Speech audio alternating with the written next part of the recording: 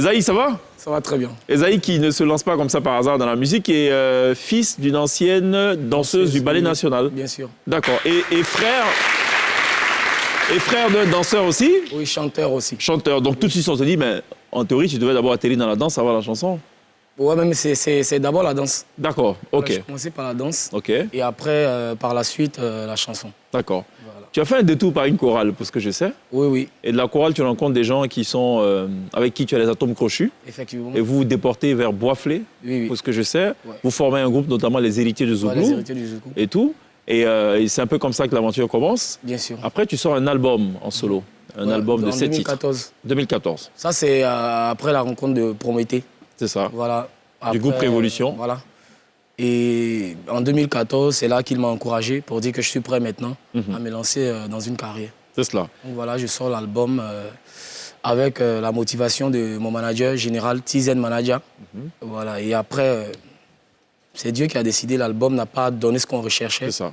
Et Quelques temps après, tu sors un autre album. 12 titres cette fois, pour ce que je sais. Non, l'album, c'était un album de 7 titres. D'accord. Non, mais il y a un autre album qui... Oui, oui, qui Non, est en préparation. Qui est en préparation, voilà, justement. D'où est Texan, notamment dans 3 jours, c'est ça? Oui, oui. Pourquoi dans 3 jours? Dans 3 jours, parce que j'avais, sur les réseaux sociaux, il y avait beaucoup cette expression-là qui circulait. Non, on n'a pas le temps, en ce moment, on n'a pas besoin de réfléchir, c'est dans 3 jours, on va prendre les conseils. Bon, c'est ça. D'accord. On a sorti conseil, conseille pas. Ça. Ils ne veulent pas écouter pendant le week-end. On attend après à partir de mardi, c'est ça? À partir de mardi pour écouter. J'ai dit, bon, il n'y a pas de souci. Dans 3 jours aussi, on va voir la vérité. C'est ça.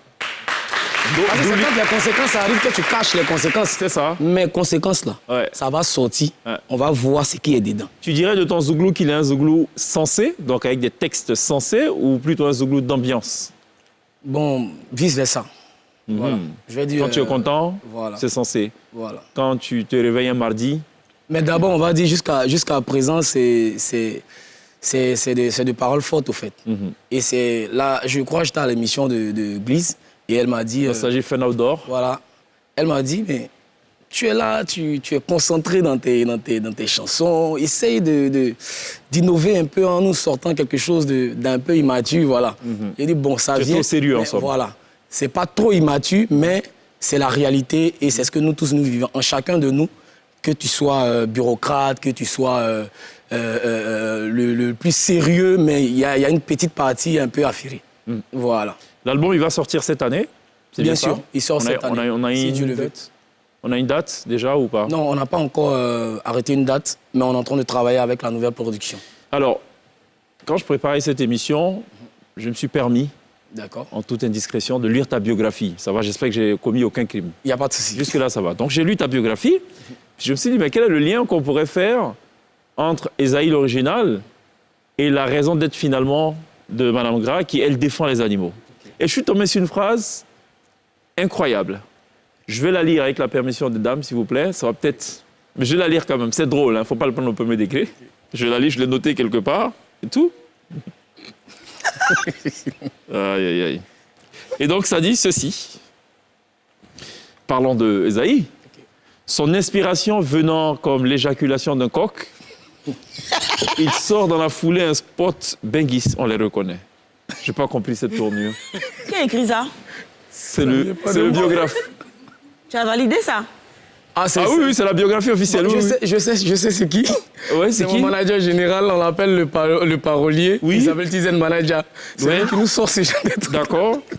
Et il a écrit autre chose aussi? Non. Si. Donc je relis la phrase dans son entièreté. Okay. Son inspiration venant comme l'éjaculation d'un coq, il sort dans la foulée un spot Benguis, on les reconnaît par Roche Arthur, qui devient culte et ouvre grand les oreilles et les yeux des mélomanes sur lui.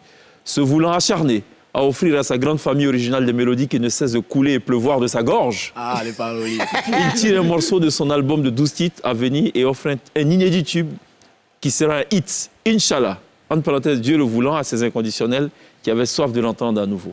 C'est Volcan ou mieux. Bon, donc je l'ai lu. Pour tout te dire,